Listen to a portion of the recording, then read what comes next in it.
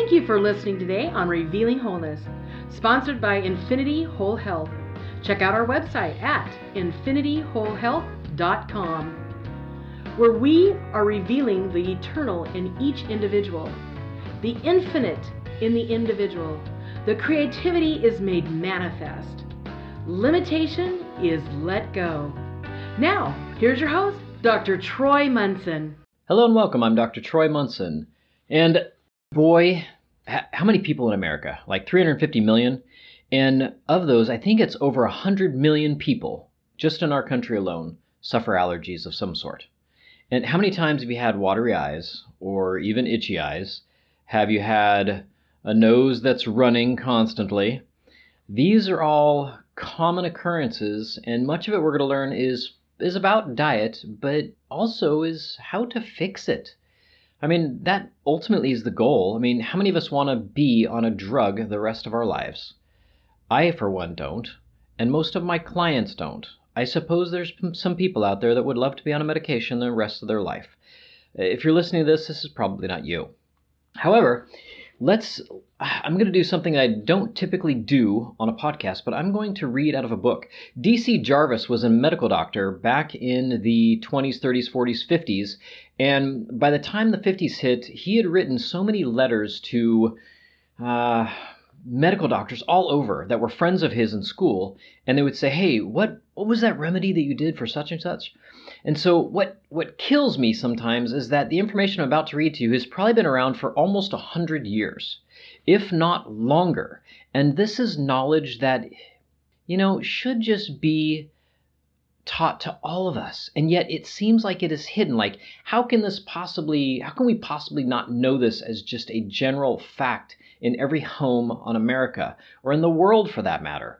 But I digress. So here we go. Bear with me. And this particular topic, he is in his book, Folk Medicine, and they call it Vermont Folk Medicine for just the lay person out there. And he says, when walking week after week back and forth in front of dairy cow herds, because he was a dairyman when he was young, and he became a medical doctor, studying the herds and whether appetites were as they should be, I observed that some of the cows had watery eyes. At times, tears ran down their faces, causing them to look as if they were crying. They were troubled by wet noses, as shown by the way they ran their tongue up their nostril, if you could imagine. Some cows also coughed, indicating an excess of mucus in the throat. Medical literature having taught me that potassium is insatiably thirsty, being a magnet for water. So when we start taking potassium, what he's saying is that it tends to draw water to itself. So, being a magnet for water, these practices started of pouring 2 ounces of apple cider vinegar over each cow's rations for 2 feedings per day. Right away, the wetness of the eyes and nose and coughing ceased. Right away. Did you hear that? Did you catch that? The only reasonable conclusion seemed that lack of sufficient potassium in the daily food intake had made it impossible for the cow's body to use the fluid. The eye, nose, and cough manifestation were the spontaneous effort to get rid of water in the body. Supplying the needed potassium, though, the ration brought about the process of dehydration. An excess of mucus was no longer present, and the proportion of moisture in the body became normal. When I see a patient, generally one who is elderly, who complains of wetness of the eyes, it is natural to adapt the approach learned from studying the dairy herd. A mixture is prepared of 1 teaspoon of apple cider vinegar and 1 drop of Lugol's solution of iodine in a glass of water. Now, those of you out there that are familiar, you'll remember that Lugol's was a dude that lived in the 1840s, 50s, and 60s. And he created this Lugol's formula of iodine. I think it was roughly a 50-50 percentage of potassium iodide and iodine. And he was going to alter it as he saw fit, as he saw patients get better or didn't, but every patient he gave 12 milligrams of his solution to did phenomenally well, and so he never changed it. And so that Lugol's solution is something that's been around for a long time, and what's interesting is here you have a medical doctor that's using his formula, and nowadays if you know anything about thyroid, you might have heard about iodine being helpful, but oh my gosh, if you do too much iodine, the Wolff-Chaikowski effect could take over. And Wolff-Chaikowski is these two dudes that found that if you took too much radioactive iodine, it suppressed thyroid function. That's right, you heard me, radioactive iodine. And so they extrapolated that perhaps iodine might be bad in high doses for anybody. But if we just go look at and study individuals that have a high intake of iodine, like those in Okanagan, they eat literally 50 to 80 milligrams of iodine a day, every day, their entire lives. The RDA, by the way, is 150 micrograms. So, at 15 milligrams, you're at what? A 100-day supply.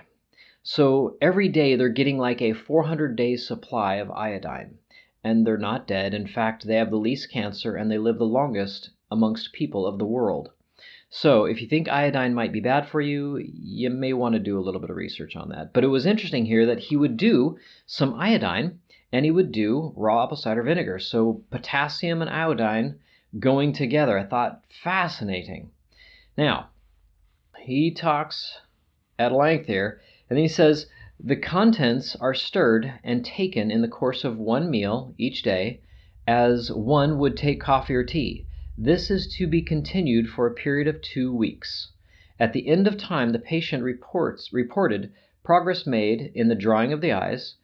If necessary, the treatment can be continued for a period of 2 weeks or more, and then after which he recommends twice a week, like a Tuesday, Friday, and prevent the return of the difficulty. So if you are out there and you're noticing that you're getting allergy-type symptoms, you will probably want to start figuring out that, hey, I got to start doing something here with my allergies.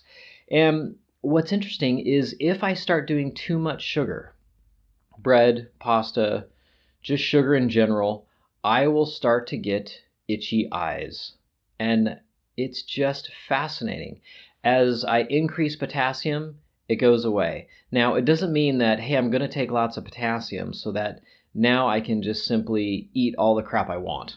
I realize that these foods are causing a deficiency in my body that I probably really want to stay away from, or at least avoid those foods.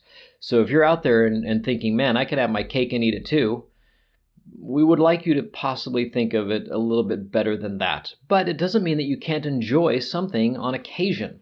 I recommend that you do. It's called life, and it's, we're not living in these bodies forever, so let's enjoy it, but let's at least be healthy while we do it. He has found this particular treatment of value also treating patients wishing something done for the seepage from the sinuses. I'll have clients come in that their nose just constantly run. They're just irritated by it. Generally, 1 to 2 weeks are required to stop watery discharge from the nose. One must also make sure to ask the patient to discontinue citrus fruits and juices. Increasing sugar, like we talked about, will complicate it. For this reason, that they alone may be responsible for the wet nose. So, with a better understanding of potassium, it is not difficult to see its relation to postnasal drip and its power by attracting fluid and removing it from the body by way of the kidneys to reduce postnasal drip naturally. If, in addition to the intake of potassium, the patient is reminded to omit foods that are made from wheat, replacing them with rye and cornmeal foods, and to avoid citrus juices and fruits, in many cases, the postnasal drip will soon clear up. Now, we just talked about this a little bit. Isn't it interesting that he mentions wheat? We should stay far away from wheat for the most part. And citrus juices now are just mostly sugar anyways, and they're from concentrates, and it's ridiculous.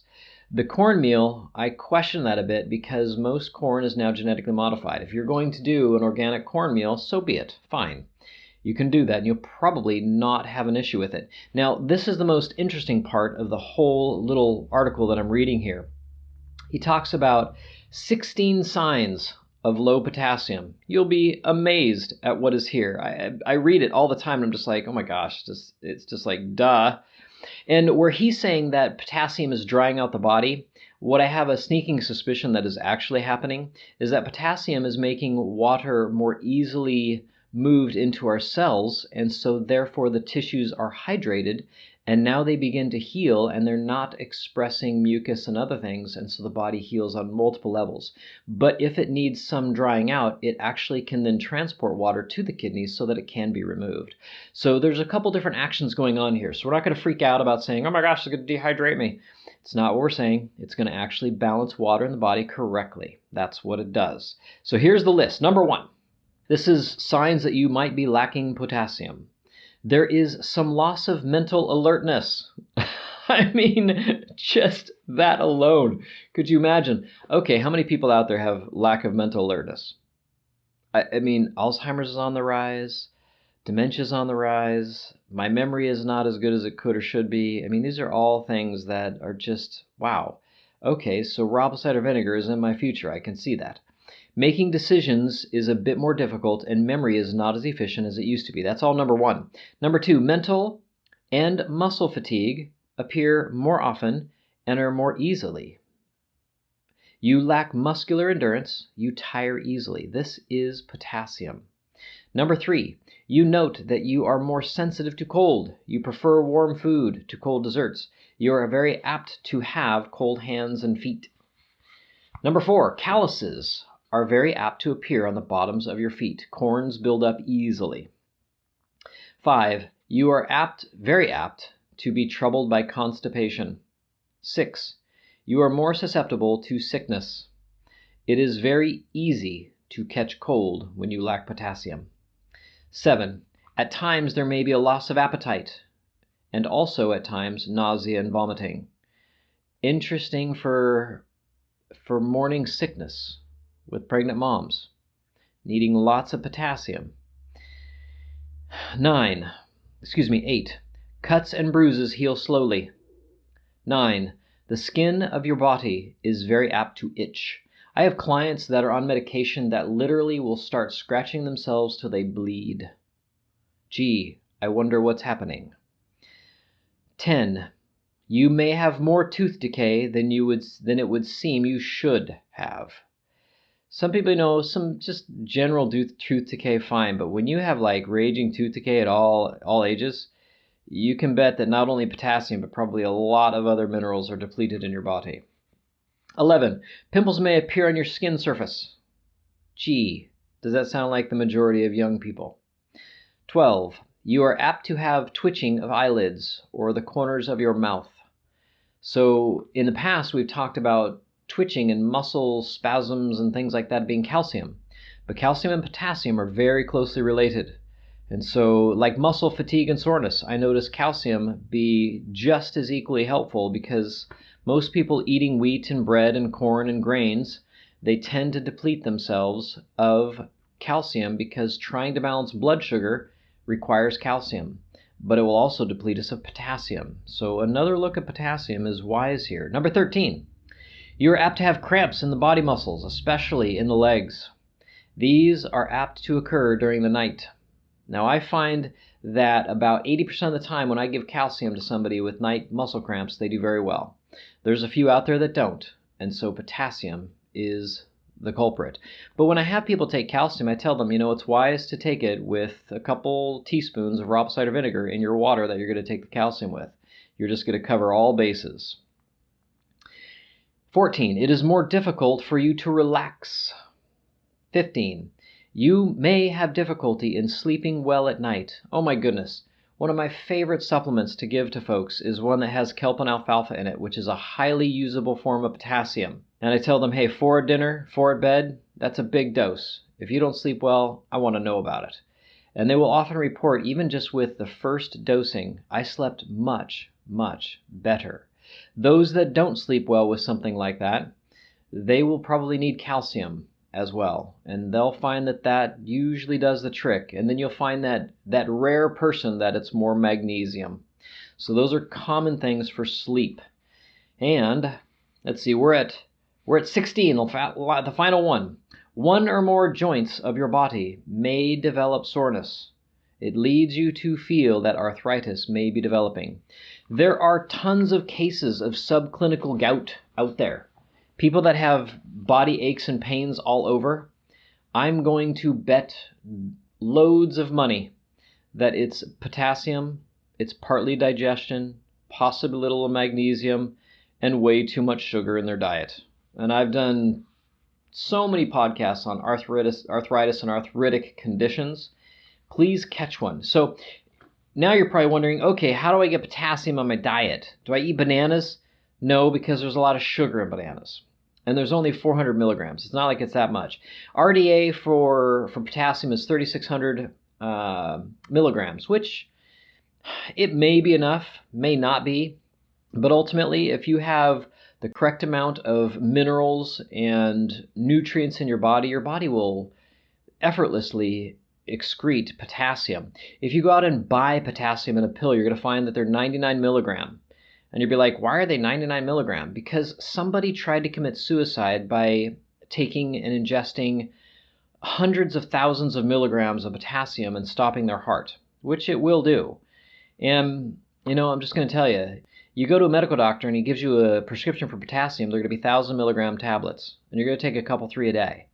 But ultimately, if we're doing something like raw apple cider vinegar, if we're doing honey, if we're doing paprika, those are some of the very best sources for potassium that are out there. And so real raw honey, raw apple cider vinegar, they put NPK on all of our vegetable crops. NPK, nitrogen, phosphorus, and potassium. So the K is potassium, the P is phosphorus. The scientific name or the Latin name for potassium starts with a K, so they call it K. It's like, great, they don't just change that to a P for us. But anyways, I digress. So, daily intake of potassium, it will come from fresh honey. It will come from fresh vegetables and fruits and berries. You should probably consider doing some sodium. If you're avoiding sodium, I would recommend that you actually don't, but I would be using a good source sodium like a whole unrefined sea salt, like a Himalayan sea salt or some of these other sea salts that are colored, gray and whatever. They'll have trace minerals in there that should be naturally occurring from the sea, and that's a wise move to take. So there's many sources of potassium out there, and my hope is that this becomes something they're like, maybe I could just do potassium. Maybe instead of doing allergy shots and suffering with a runny nose constantly, maybe I'll just do some potassium. Even when I eat, I tend to have a runny nose. Then you may want to do 2 or 3 teaspoons of potassium, maybe with a teaspoon or 2 of raw honey and water, stir it up until it's dissolved, and have a shot about 4 ounces of water with that in it, and right before a meal. And you may find that, hey, my digestion is way better. You know what? I'm sleeping better. My energy is better. You know what? My skin is softer. It's better. This is amazing. What's going on here? And this is all your body's ability to run itself better and more efficiently by having the correct amount of minerals and trace minerals in it. So I hope this helps. I hope you find, cool stuff. And if you try it, shoot me a line. Let me know. Love to hear back from clients because I have so many clients that I've worked with raw apple cider vinegar, and they're amazed. They're always amazed. They don't like doing raw apple cider vinegar. I can just tell you that. But, we do, and we just get used to it, and all of a sudden it's like no big deal. But in the beginning, it can be kind of unhappy and unpleasant. I will tell you, if you make your own raw apple cider vinegar, it'll be better than probably what you find in the store and a little less harsh. But sometimes that harshness is necessary because we do need to acidify that gut. So until next time, hope this finds you well. I'm Dr. Troy Munson. The information on Dr. Troy Munson's podcast is meant to educate the listener and is not intended to diagnose, treat, cure, or prevent disease.